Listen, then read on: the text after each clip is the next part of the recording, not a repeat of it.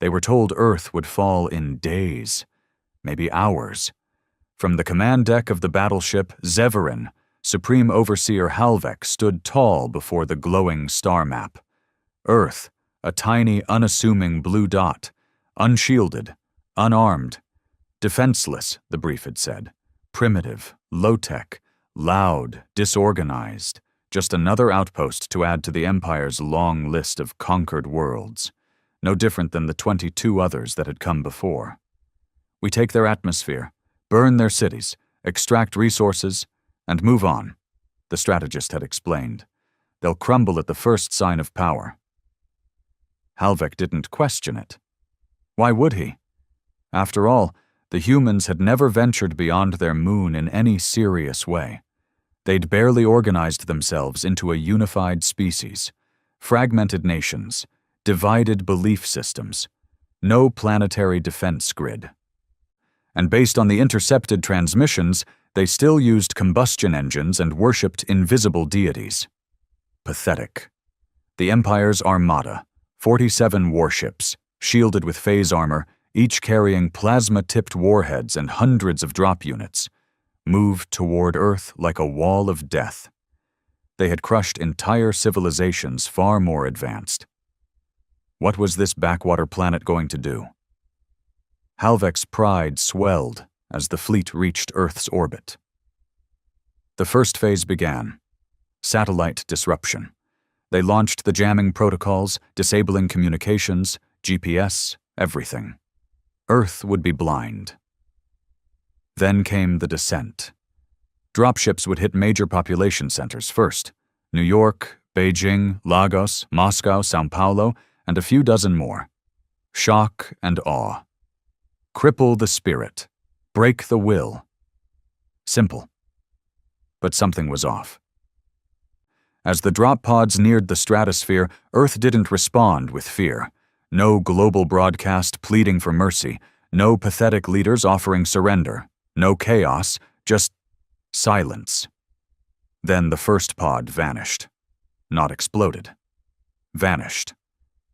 One moment it was there, on trajectory over the American East Coast, and the next, gone from all sensors.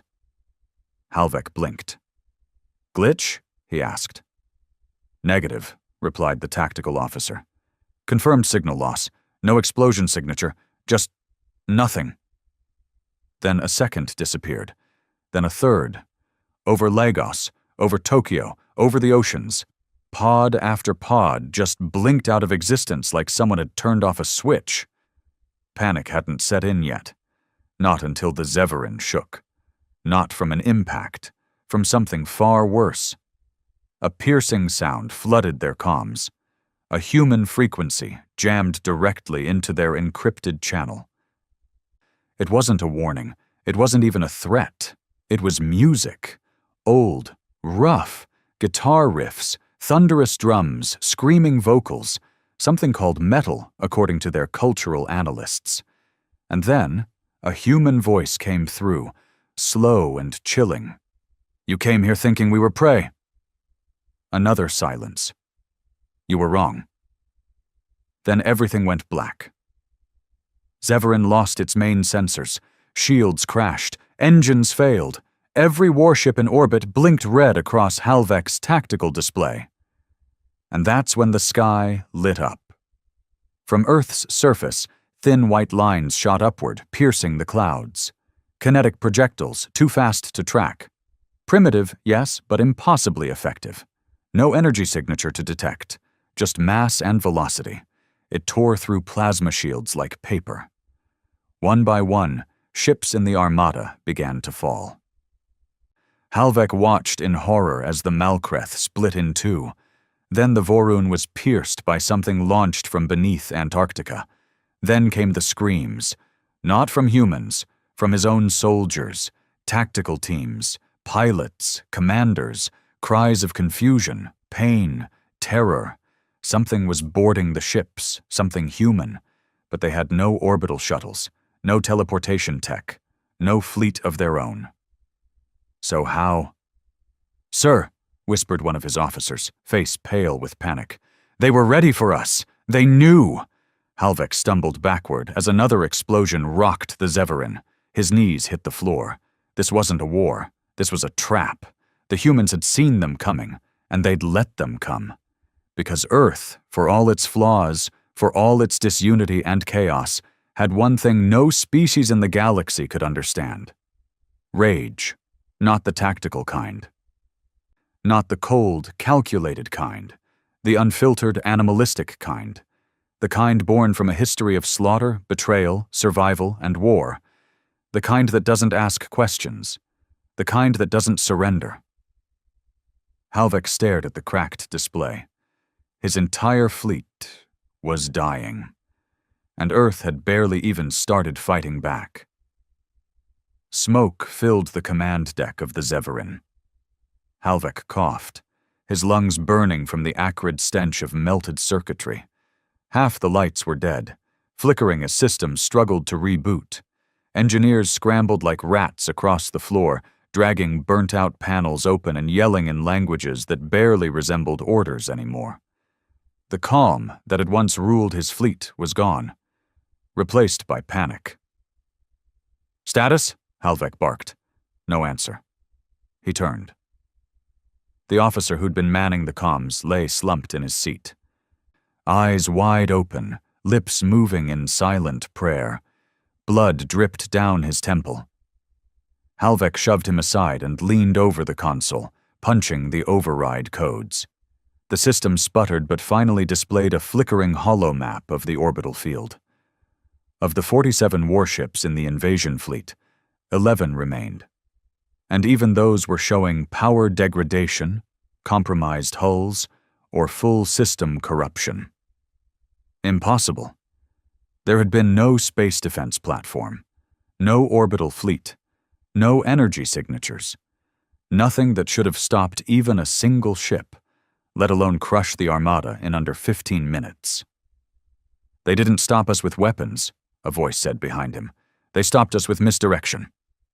Halvek turned to see his science director, Narek, his face smeared with ash, uniform torn.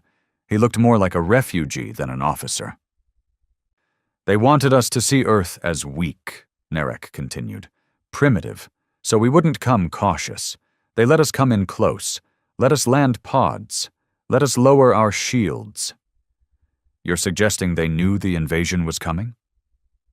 Narek nodded slowly. "Yes, and they planned for it." Halvek's stomach twisted. The human broadcasts, those insane reality shows, their political disasters, the endless violence they seemed to feed on, it had all painted them as scattered, self-destructive fools. But now, he understood, it had been a mask, a global act. Billions of them playing the part, pretending to be weak, so that when the time came, when the real enemy stood at their gates, they could fight like demons, unpredictable, chaotic, merciless. The deck shuddered again. Halvek steadied himself as a distant explosion echoed through the hull. "We need to retreat," he said, voice low. "Now." "I tried," Narek replied. "Long-range engines are offline. The drive core is locked in magnetic seizure." "What does that mean?" "We're not leaving orbit." Halvek didn't respond. He was staring at something out the main viewport. The Earth, hanging like a pale blue eye below them, was beautiful even in the midst of war.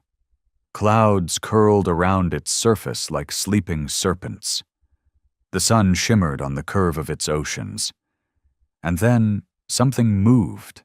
Not a missile, not a ship, a structure, rising from the Pacific, where there should have been nothing. Water churned in a massive spiral as a gleaming black shape emerged. A tower, hundreds of meters wide, glistening with silver-blue plating. It had no engines, no weapons visible, but it pulsed with energy. "A weapon?" Halvek muttered. "No record of it in any satellite footage," Narek whispered. They hid it beneath the ocean. And just then, the comms crackled back to life. A voice, not one they recognized, not military, not even formal, cut through the static. Calm, direct, human. We watched you burn our orbit, jam our systems, laugh at our kind. The voice paused. We don't ask for mercy. We don't beg. We respond. The tower below pulsed once more, and then a wave of electromagnetic force burst out from its core. It wasn't a beam. It wasn't explosive. It was something far worse. A disruption. Every screen on the Zeverin went black. Consoles sparked. Crew screamed as implants overheated. Internal gravity flickered on and off. The lights died. And in the dark, something else happened. The doors opened, not because of systems failure, not forced from the outside. From the inside, human soldiers, in space-grade armor, jet black with no insignias, emerged from access tunnels, lift shafts, maintenance panels. They hadn't breached the ship. They'd infiltrated it before it even arrived. "How did they get aboard?" Halvek shouted, pulling his sidearm and backing away toward the command dais. No one answered. Blaster fire erupted from below deck. Screams echoed from the hallway.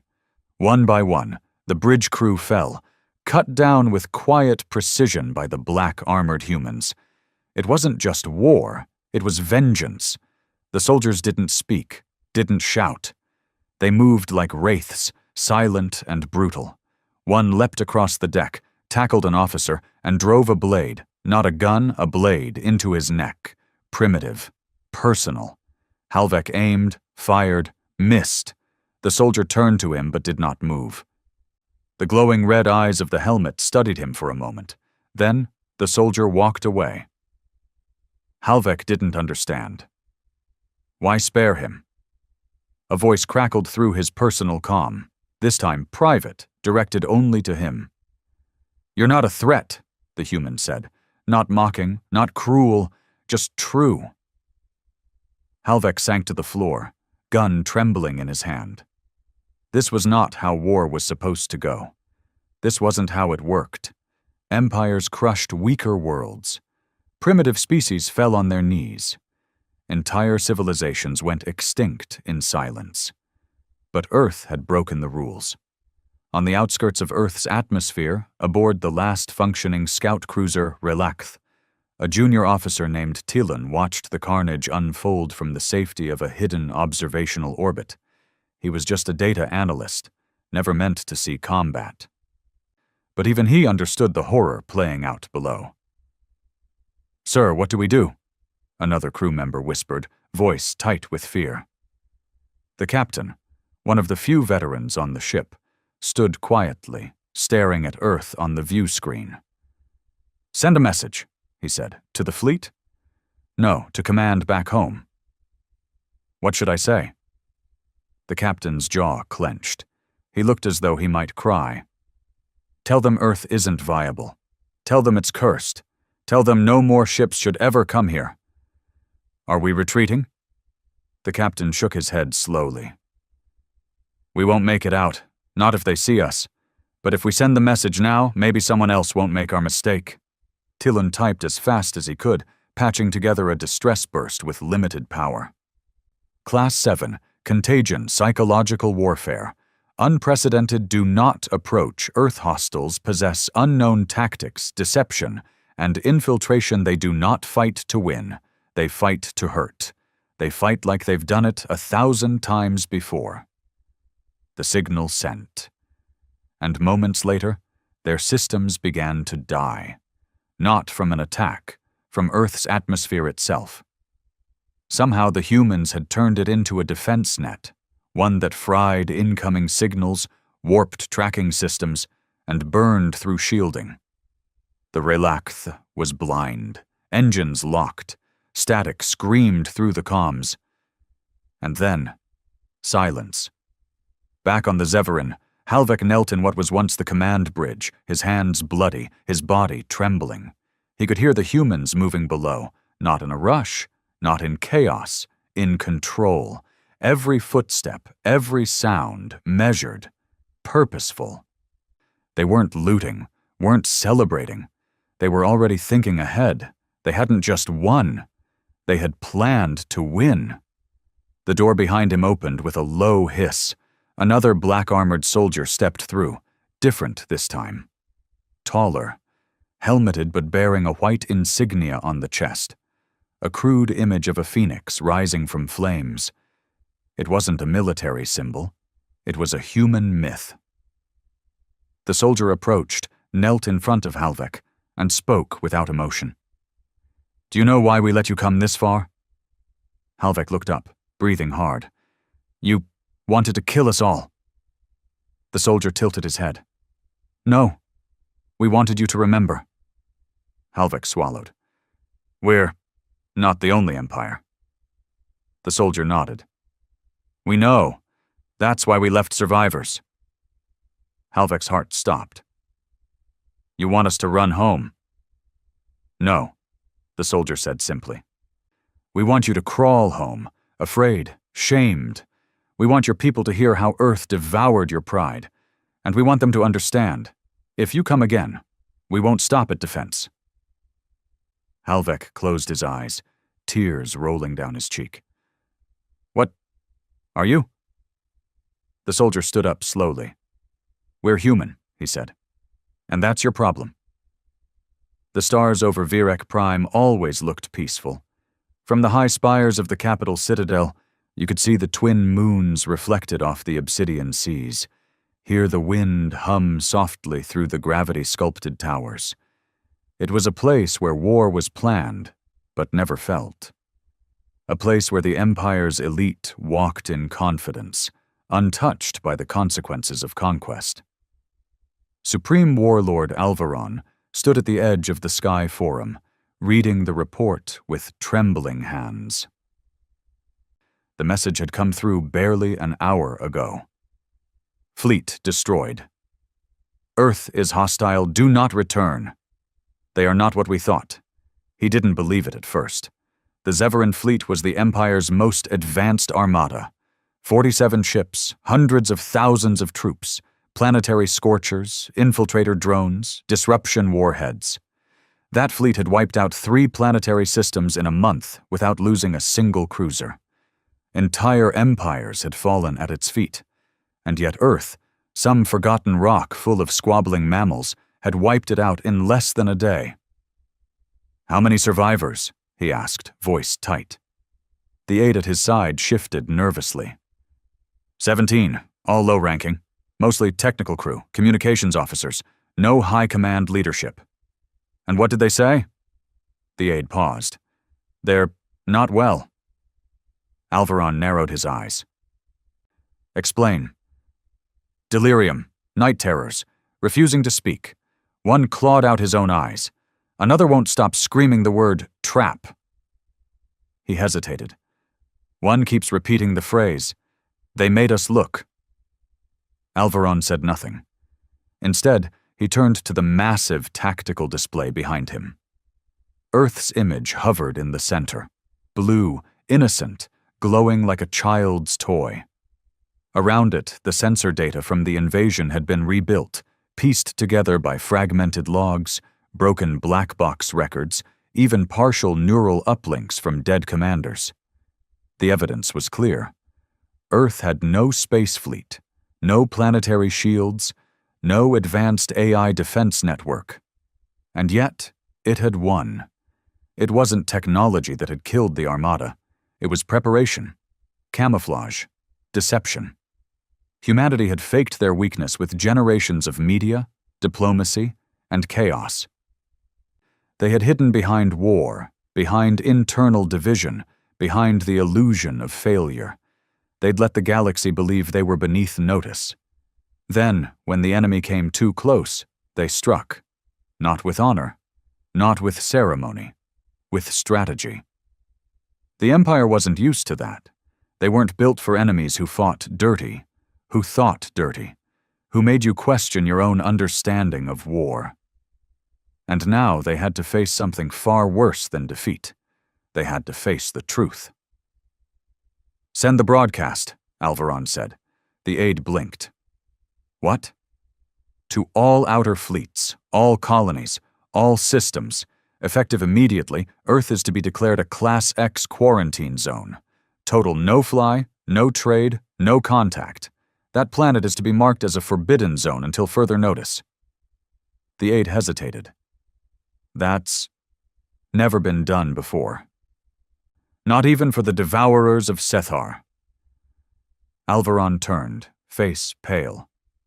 The devourers consumed life. He pointed at Earth's icon. These humans, they consumed us. In a quiet, windowless room beneath the Empire's Ministry of Archives, a council of scholars huddled in silence. They'd been summoned without explanation. Some were historians, others behavioral analysts. One or two had studied pre-contact species, focusing on Earth's primitive cultures. Now they stared at the same fragment over and over, a transmission extracted from one of the final moments before the Vorun went dark. They're not organized. They're furious. That line had frozen the room. They shouldn't have this kind of coordination, one scholar said. Their political systems are fractured. Their leadership rotates. Their species still operates on tribal identities. Another nodded. And yet they turned every single difference into a tactical illusion. They weaponized unpredictability. More than that, a third added. They created entire generations of cultural camouflage. Their media, television, film, even what they broadcast to deep space, it's all designed to make them look unstable, fragmented, unthreatening. But why? A younger analyst whispered. The head scholar leaned forward, his voice low and grim.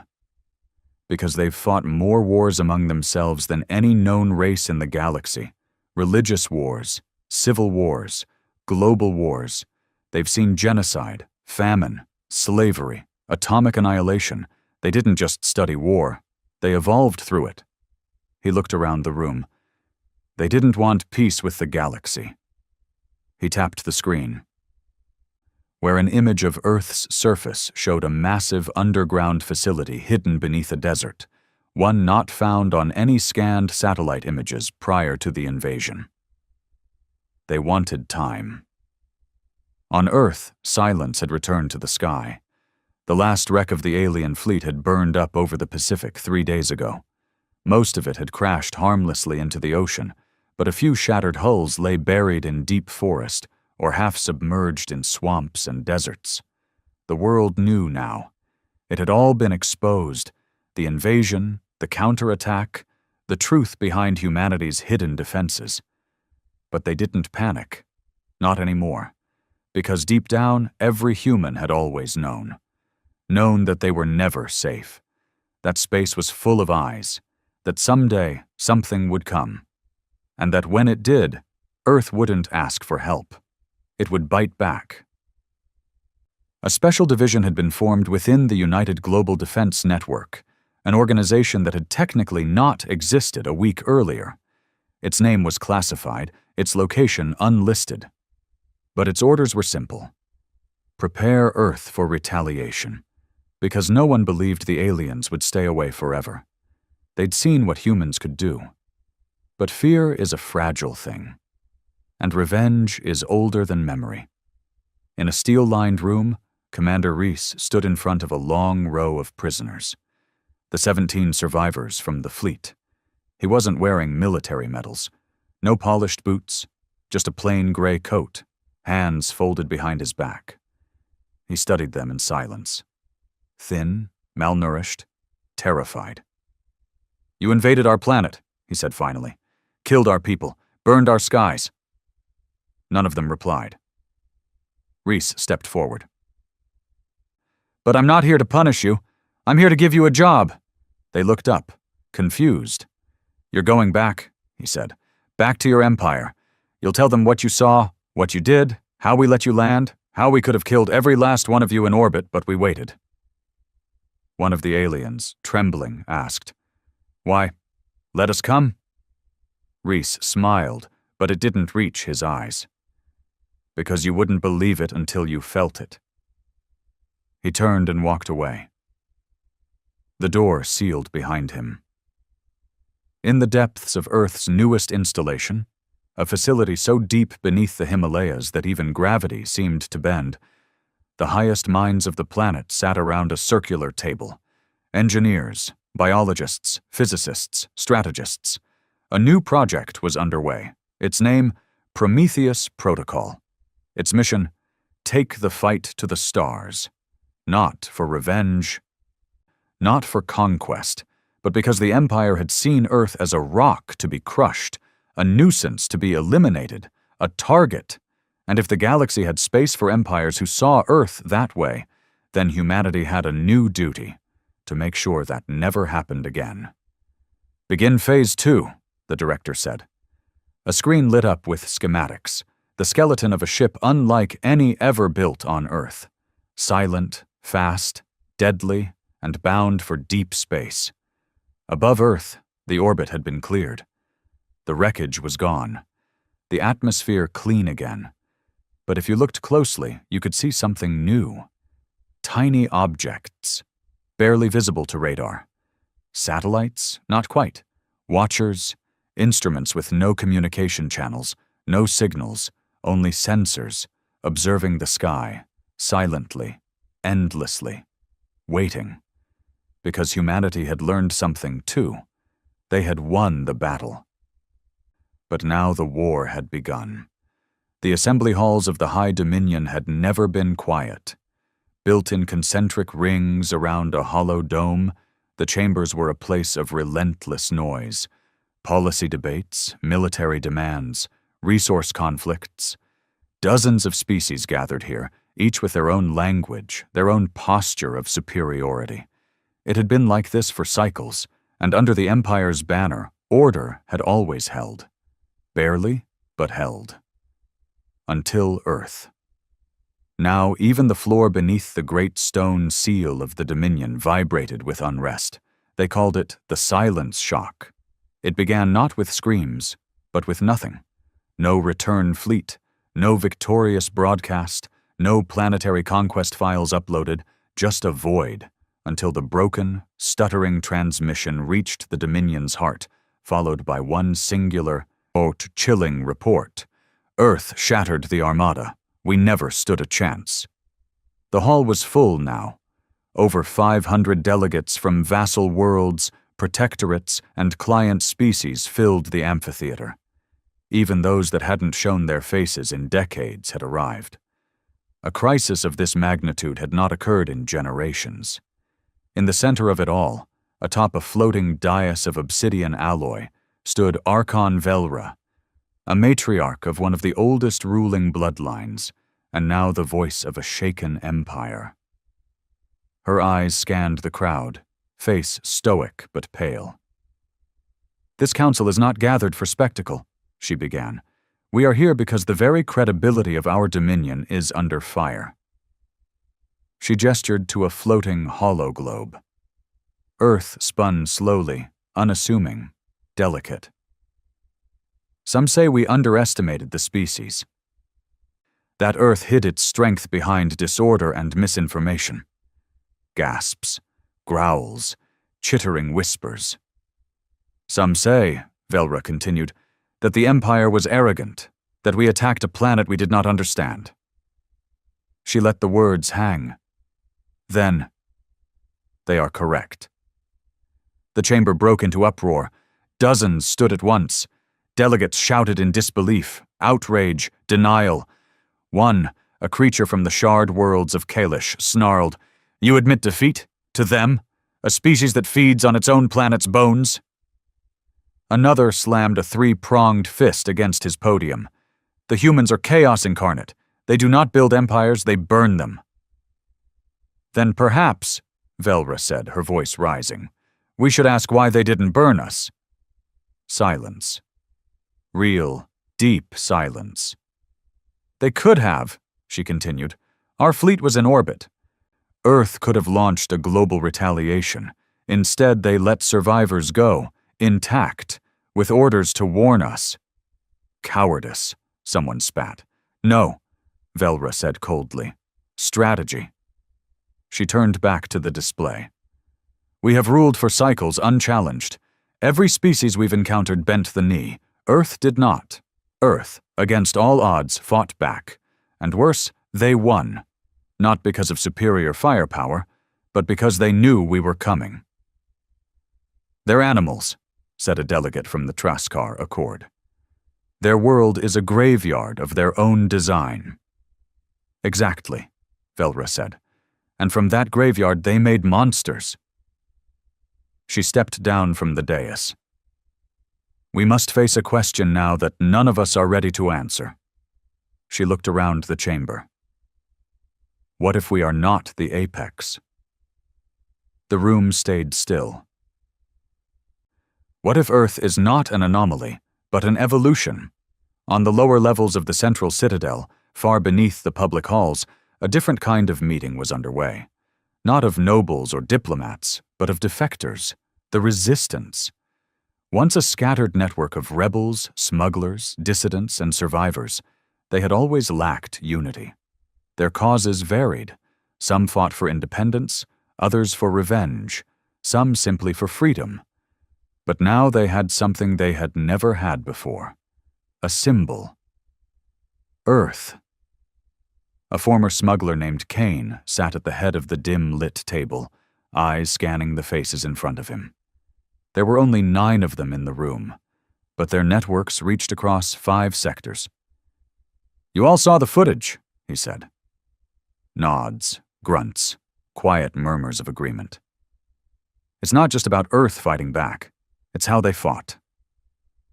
No speeches, no fanfare, just total destruction followed by silence." "They played the long game," said one, a scarred ex-strategist from a mining rebellion. "Waited until the Empire showed its throat, then cut it." Kane leaned forward. "They didn't just defend their world. They exposed everything wrong with the Dominion, the corruption, the complacency, the overconfidence." "They made us believe they were too fractured to win," another said. "They made the Empire believe it." Kane nodded. "And now, for the first time in our lives, the people in the outer colonies are whispering a new word." He looked at them one by one. Hope. On the far edge of the Dominion, a border world called Hethel 6 burned. Not from human attack, from rebellion. Dozens of low-tier worlds had waited centuries for a crack in the Empire's armor, too afraid to rise alone. But Earth's victory changed everything. On Hethel 6, the vassal guards were overrun in hours. Flags bearing the sigil of Earth, a crude phoenix drawn from the surviving fleet's nightmares, were painted on walls, burned into Imperial banners, tattooed on the arms of rebels who had never even met a human. It didn't matter. They didn't need to see one. They needed only the idea that someone, somewhere, stood up to the Dominion and lived. Within the Empire's Inner Intelligence Bureau, panic had a new name.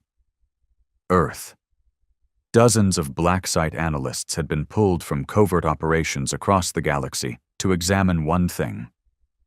How did this species prepare so effectively under total observation? The answers were terrifying.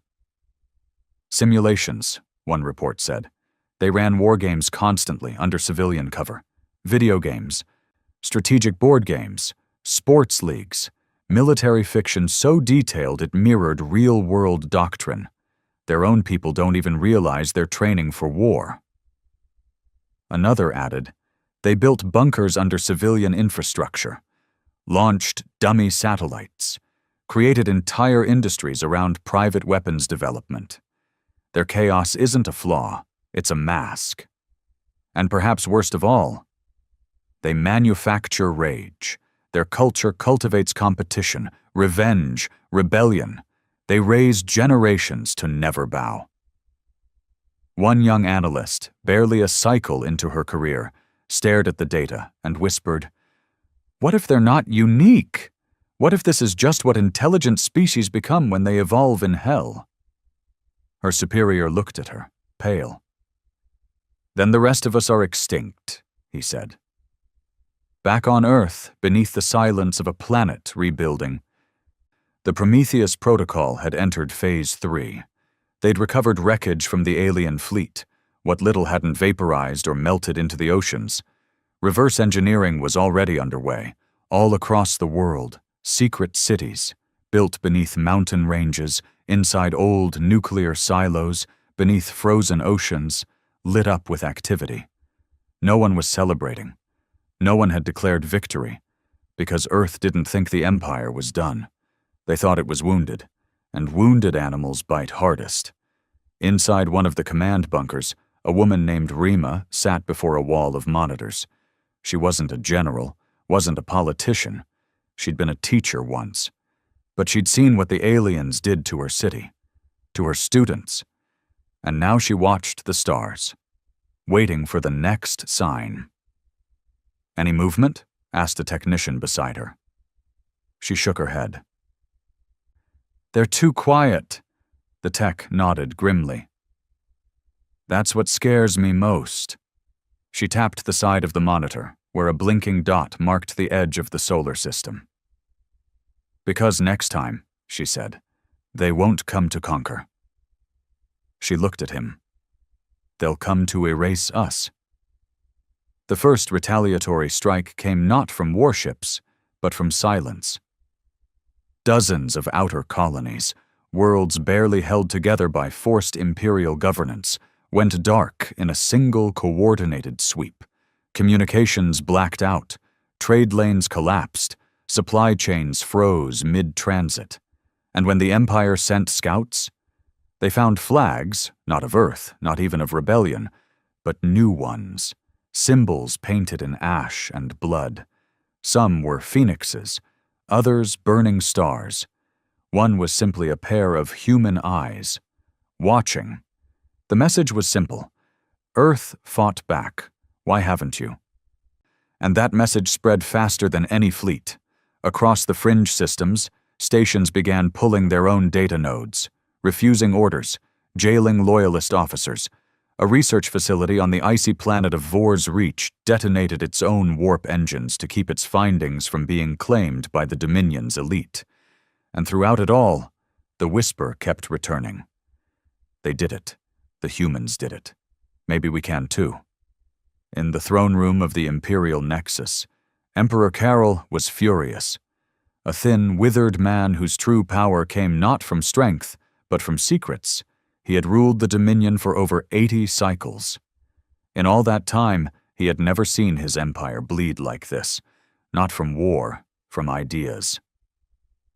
"They're poisoning us," he spat, slamming a clawed hand onto the table. Not with weapons, with their story. A circle of advisors surrounded him. Military, intelligence, propaganda, economic. "All because of a single failed conquest," he muttered. "All because we made the mistake of thinking they were beneath notice." General Sullivan, head of the Dominion's war doctrine, stepped forward. "Then we should correct it." Coral eyed him. "Explain." "No more observation. No more indirect policy. We erase them. This time we commit our full force, a full cycle's worth of mobilization. We glass the planet and vaporize anything that breathes."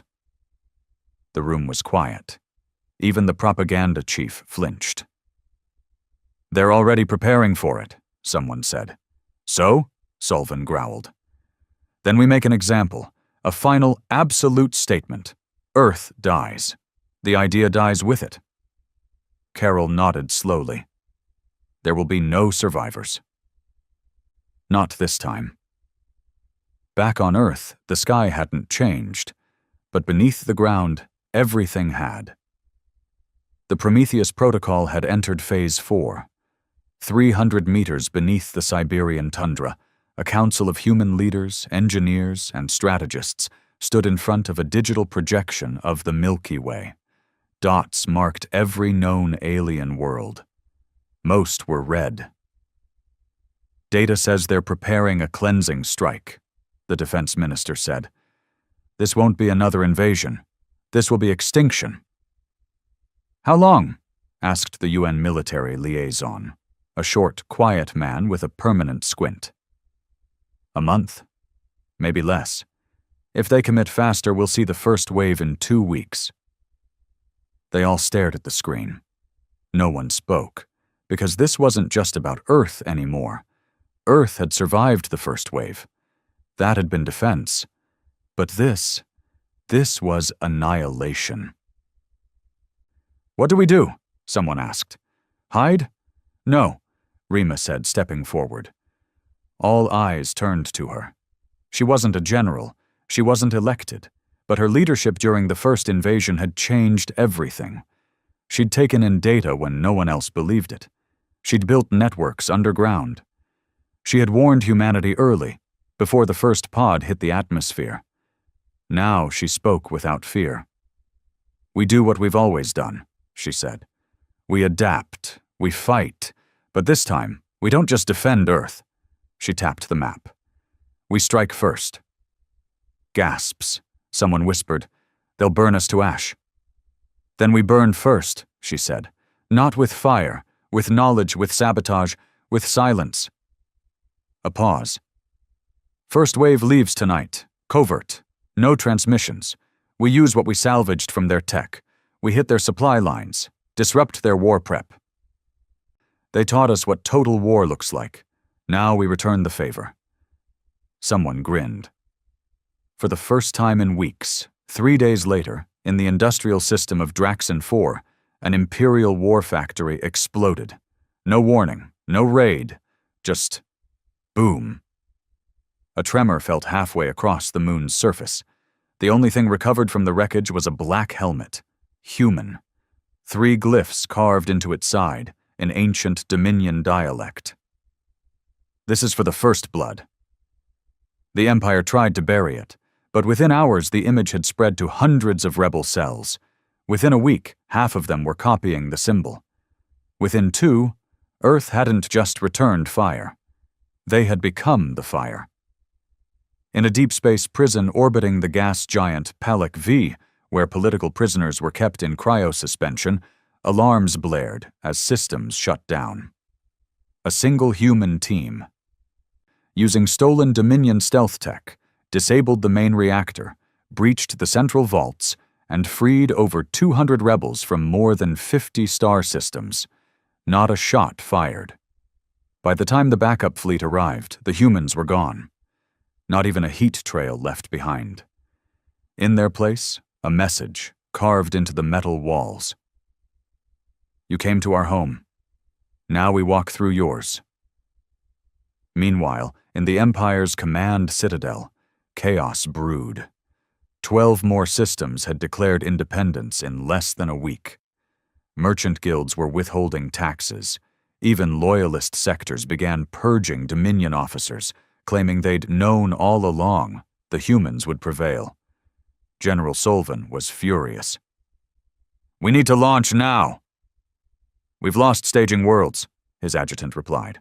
"The path to Earth is no longer stable. They've disrupted key warp lanes, sabotaged our beacons. We don't even know where the Prometheus fleet is based." Solvin punched the wall. "You're telling me we're losing to a species with fossil fuel history?" His adjutant hesitated. "Sir, they're not just humans anymore." Solvin turned slowly. "What are they, then?" The adjutant swallowed. "They're a movement." Earth's inner circle gathered again, this time in orbit, aboard the Bastion, Earth's first true warship built from hybrid tech. Half steel, half Dominion alloy. Silent, fast, packed with weaponry no human army would have dared imagine a year ago.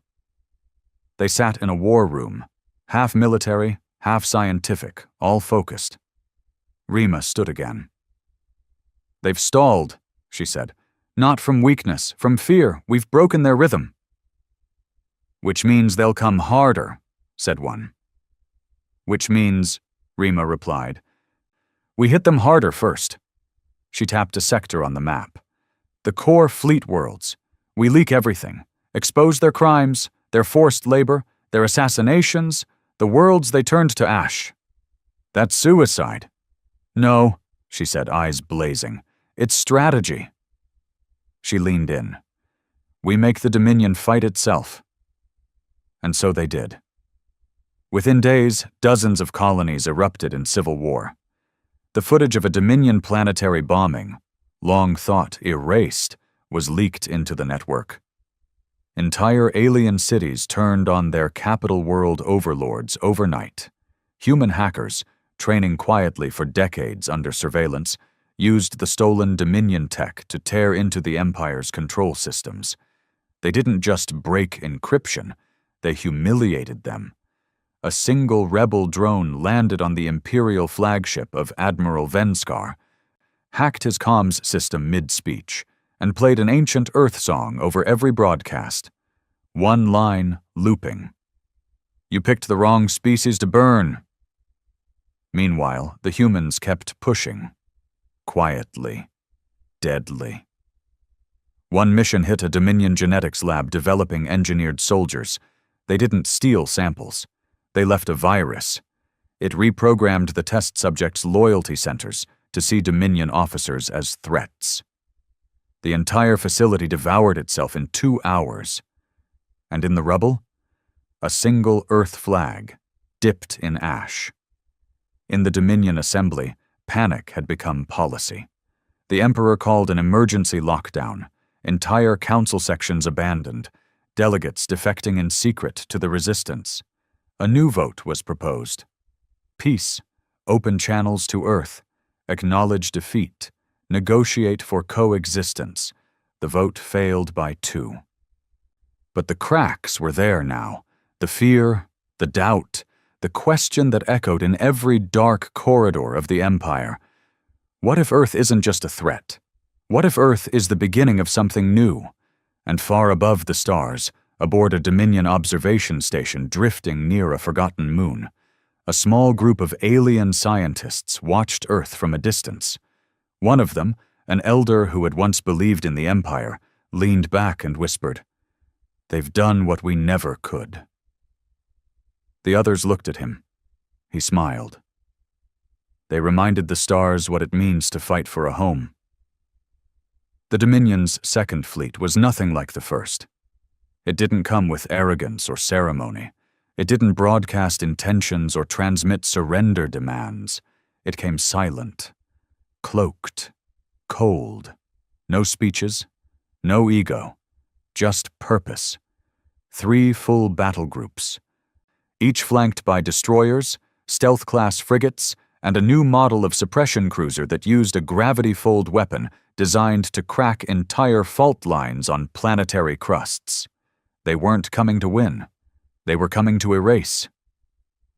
In the war room aboard the Bastion, orbiting above Earth's atmosphere, Rima stared at the newest data stream, her jaw tight. "They're not posturing this time," she muttered. "They're angry, wounded, unforgiving." Across the table, General Huerta leaned forward, tapping the tactical screen. "We've confirmed fleet movement through the Dellin corridor. That puts them within strike range of the Mars defense grid within 72 hours. If they bypass Mars..." "They hit Earth direct," someone finished, but Rima shook her head. "No, they won't hit Earth first. That's what we expect, and they're learning." Fast.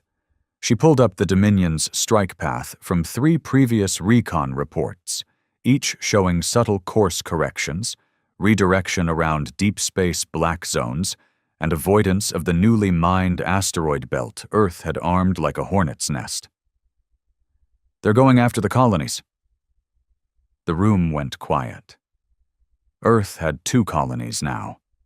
New Eden, built beneath the icy crust of Europa, and Bastion Red, a mobile research hub floating near the rings of Saturn, both still in development, both vulnerable, and both full of the best and brightest minds humanity had left. "They'll wipe out our future before they hit our past," Rima said. General Huerta stood. "Then we move the fight off-world. We don't wait for them to pick the battlefield." He turned to the group. "I want all available stealth assets launched. We intercept them before they breach Mars orbit. No second invasion. No chance to regroup." One of the younger officers cleared his throat. "We don't have the numbers to take them head-on, sir." Huerta smiled. "I know. That's why we're not going to. He looked at Rima. You wanted fire. Let's give it to them.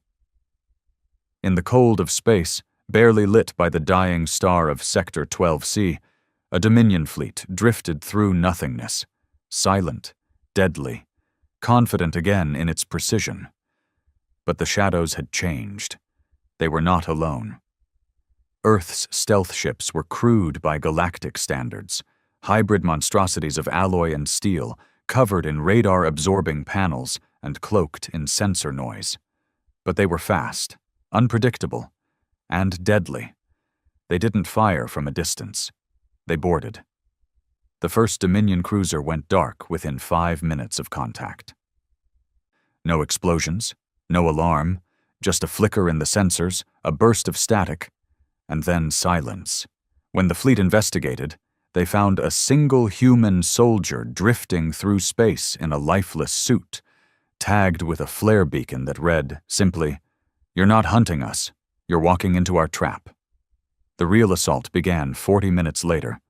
Earth's strike teams hit the fleet from all angles, slashing their warp drives, overloading comms, corrupting targeting systems with virus injections ripped from decades of Dominion tech. One by one, the mighty ships of the Second Fleet were pulled into chaos, and then came the bombs. Not nuclear, not chemical. Psychological. Using Dominion protocols, the humans had hacked into ship-wide memory relays and broadcast thousands of hours of their own media. But not war footage. History. Genocides. Rebellions, civil wars, riots, famines, Earth's ugly, unfiltered past. The Dominion soldiers, trained in ordered conquest, clean war, civilized domination, were drowned in the madness of human survival. It shattered morale like glass. One commander, before self-destructing his cruiser, whispered, "They evolved in chaos. We have no defense against that." By the time the battle was over, Earth had lost 5 stealth vessels and 63 personnel. The Dominion had lost 3 capital ships and 2 supply cruisers. But the loss that hurt them most was psychological. The survivors spoke of ghosts in the walls, of fire in the dark, of laughter in the comms before power went out. They no longer feared Earth. They feared what Earth had become. Back on Earth, the news spread in silence. No celebrations, no grand parades. Just the quiet knowledge that for the second time, humanity had taken on the unthinkable and survived. But Rima felt no pride. She stood alone on the observation deck of the Bastion, watching Earth spin slowly below. "How many more?" she whispered. "How many more times do we win like this before we lose everything that made us, us?" A voice spoke behind her. It was Admiral Tenor, head of Earth's off-world defense. "We were never innocent, Rima. We just believed in the illusion long enough to make it real." She looked at him. "And now?" He paused. "Now we survive. Then we decide what comes after." In the fringe sectors, Earth's influence had become religion, not in doctrine, in belief. Rebel worlds began holding Ash Days, commemorations of the day Earth erased the Dominion's first armada. Symbols spread, burning flags, painted phoenixes, and human slogans written in languages that had never before known Earth's name. One uprising in the Arcane Spiral lasted only 17 hours. The locals took over the government with kitchen tools and firebombs. When asked what sparked the revolt, the captured governor said, "They showed us footage, a woman from Earth. She said, 'No one is coming to save us, so we save ourselves.' That was enough." The Dominion tried to respond with terror. They wiped out 2 rebelling colonies, burned their atmosphere, left nothing alive. But instead of silence, the galaxy screamed louder. More worlds rose. Some didn't even ask for Earth's help. They just followed the idea. In a dark sector beyond the Dominion's reach, in a system no longer marked on any star map, a transmission played in an abandoned observatory. It wasn't Earth's. It was from something older. A voice, rough like metal grinding on bone, whispered, "The humans woke the fire again. The stars will burn for it." Another voice followed, almost mournful. "Let them come. The last cycle begins now." The station powered down, but not before transmitting the message. To Earth, to Dominion Command, and to something else. Something waiting, watching, old, forgotten. Earth received the transmission 3 days later. The linguistics teams couldn't decode it, but Rima could feel it. She played it on loop over and over again in her private quarters. No words, just tones, dissonant, strange, like a warning, or maybe a call. She sent a private message to the Bastion's science director. "I don't think we've seen the real enemy yet." The signal came through static. It wasn't like the others. Not Dominion code, not a distress burst, no encryption, no identifier. Just low, pulsing audio, deep and ancient, like a heartbeat dragged across the bones of a dead world. It played once every 13 hours. Same sequence, same pulse, same silence after. They called it the omen signal. And it was not from this galaxy. On board the Bastion, Rima stood in the dark of the listening deck, arms crossed, watching the spectral waveform repeat on screen. The signal wasn't loud. It wasn't threatening. But it was felt. In the gut. In the spine, like a voice whispering just behind the ear, like standing too close to a grave that had never been marked. Rima turned to Dr. Ellen Soraya, lead astrophysicist on the Prometheus Protocol. "Still nothing?" Ellen shook her head slowly. "We've run it through every AI. No match, no pattern. It's not coded. It's designed to be heard, not read." "Message?" Ellen hesitated. "Maybe, but if it is, it wasn't meant for us." That's what worried Rima most, because ever since the signal began, Earth's deep space satellites had started going dark. Not destroyed, just gone. No trace, no data trail, like something had moved through them, without needing to stop, without needing to be seen. And then came the second message, not from the signal, from a Dominion probe. A probe drifting near the black tides, an uncharted region of collapsed stars and dead galaxies that even the Empire avoided. It wasn't meant to transmit anything, but it did. A single image, fractured by radiation, glitching with noise. It showed a ship, or something like a ship, large enough to blot out a moon, blacker than space. Its form was impossible, constantly shifting, as if it refused to be recorded. And across its surface, thousands of glowing eyes, not lights, eyes, alive, aware, staring back through the feed. The probe went silent right after. The image never repeated. But it didn't need to. It had already been sent, to Earth, to the Dominion, to everyone listening. On the Dominion capital, panic bloomed like blood in water. A secret meeting was called. No public records, no transmission logs. Just the Emperor, his top generals, and the few remaining strategists who hadn't defected or gone mad. Admiral Solvin paced in tight circles. His uniform, once gleaming, was now dusted with stress and sweat. "It's a trick," he snapped.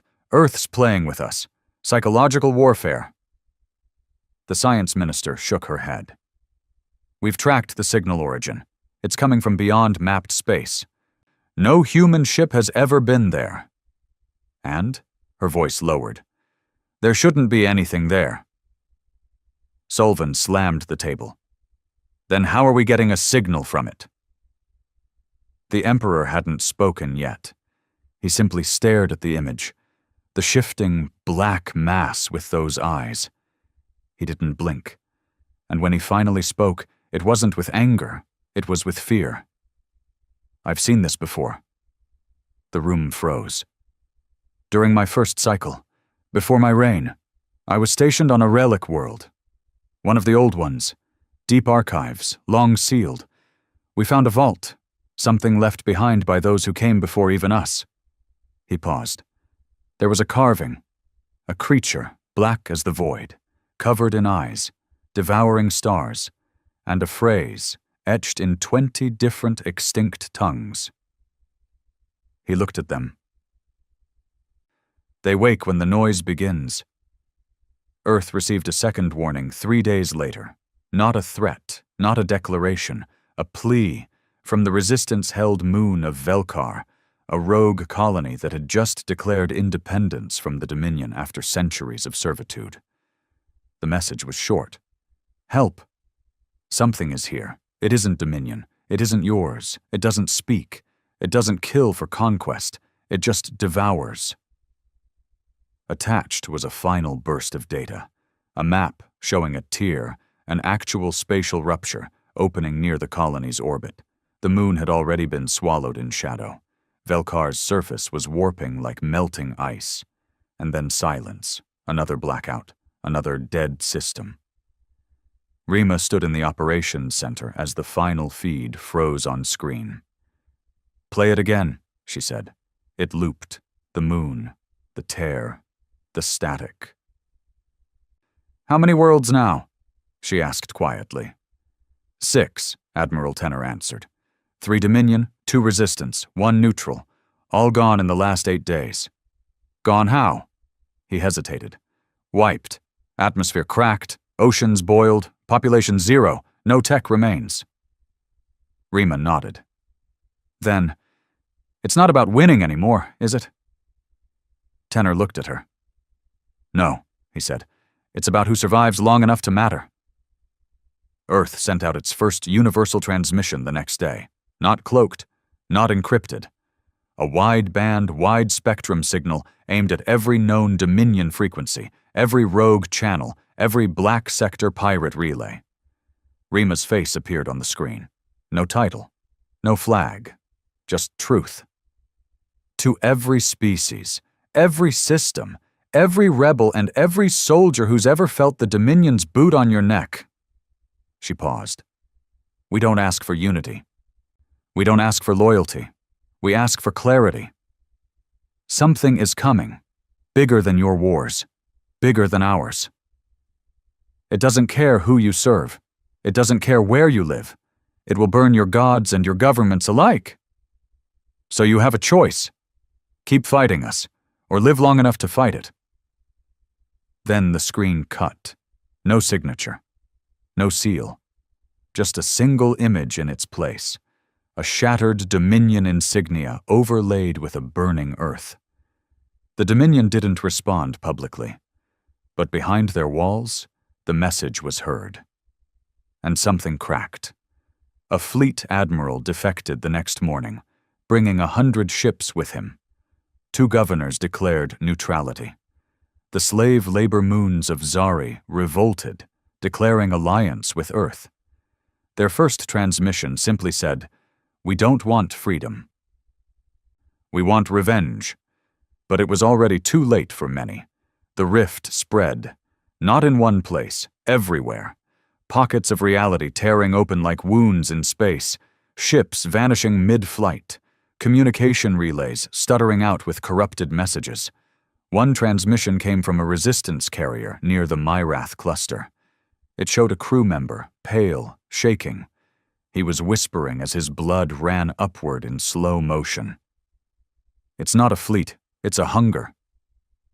Then nothing. Back on Earth, Rima met with the new coalition, representatives from rebel cells, Dominion defectors, independent traders, and a dozen gray zone species that had once feared even saying Earth's name. Now, they sat in the same room. "Do you know what it takes," she said, "to make a galaxy forget its hatred long enough to share a table?" They said nothing. She pointed at the display. The tier was spreading, approaching the core systems now. "What we're facing is older than politics, older than war. It doesn't need fuel. It doesn't ask why." She faced them. "It just ends. A Trask rebel captain stood. "And you think Earth can stop it?" "No," Rima said, "but I think no one else has the rage to try." The ship had no name, not because they forgot to name it, because no name felt worthy.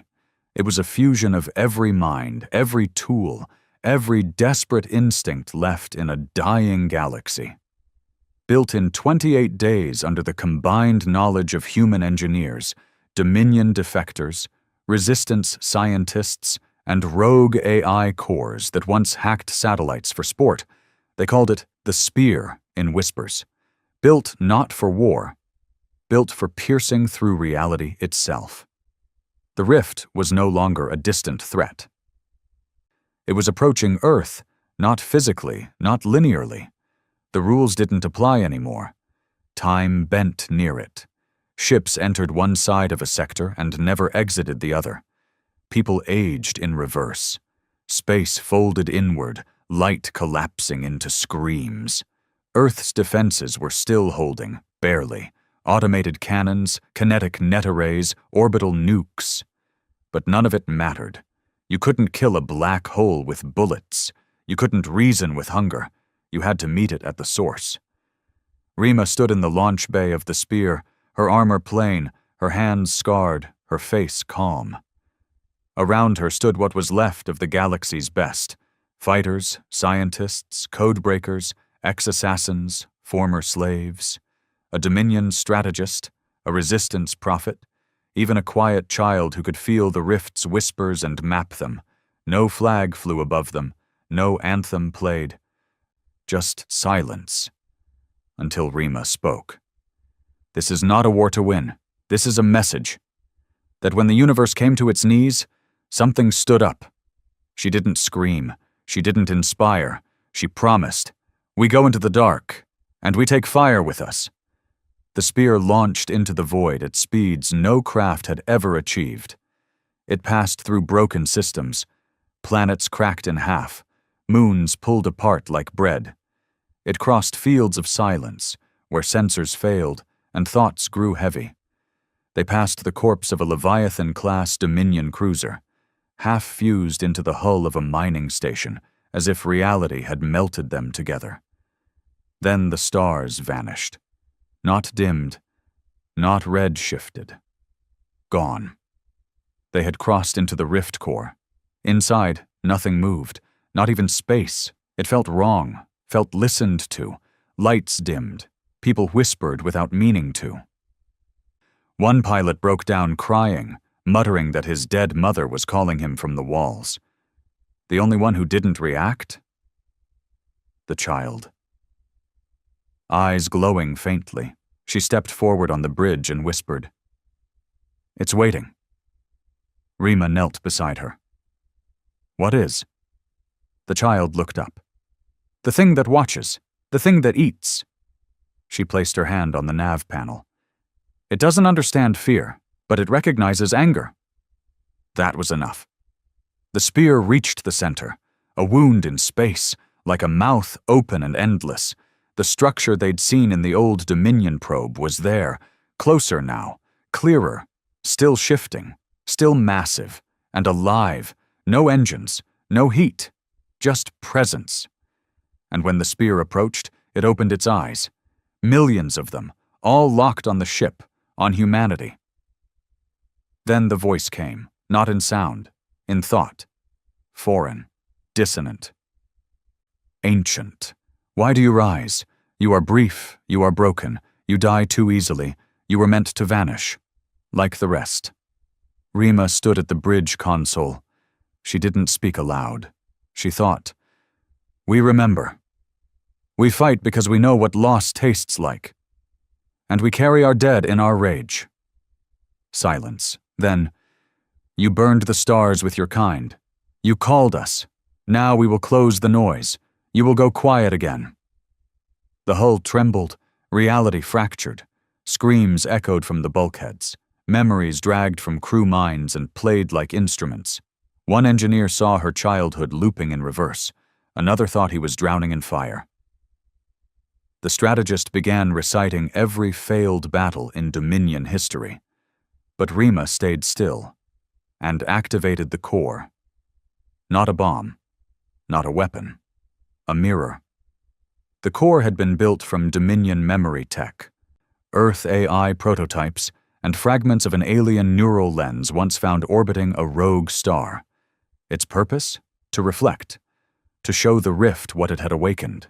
Pain, violence, but also resilience, fury, unity born not from love, but from desperation, from the unwillingness to bow.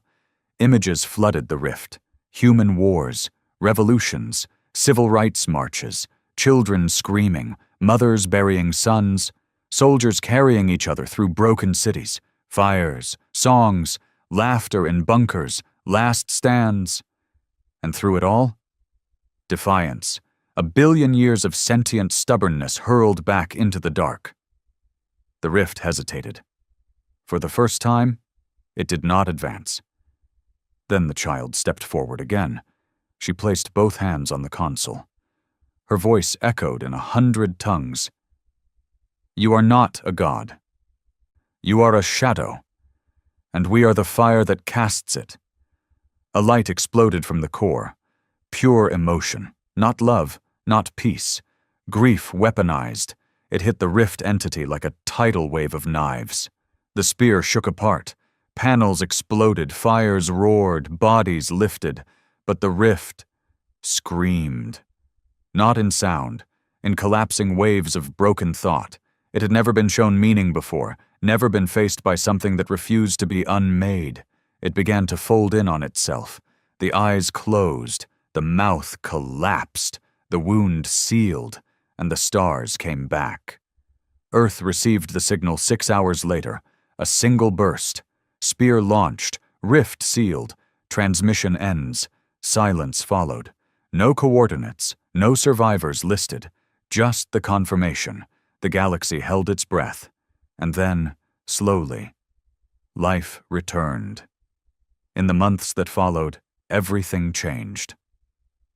The Dominion formally collapsed. Its remaining sectors became independent or joined the coalition of free worlds, a chaotic, patchwork alliance built on shared survival. Earth didn't lead it. It didn't need to. Its name alone kept the peace. They called it the Torch World, the place where fire began, the place that faced the dark and spat in its mouth. Statues of Rima were built not out of gold, but scrap metal, rebuilt ammo, broken hull fragments, real reminders of what resistance cost. The symbol of the spear became a galactic sigil, etched into ships, painted on colonies, worn by former slaves and former conquerors alike. Because it meant one thing: fight. Anyway, Earth rebuilt, not to forget, but to remember, to prepare. Because if the rift ever comes back, humanity will be waiting. And this time, they won't be alone.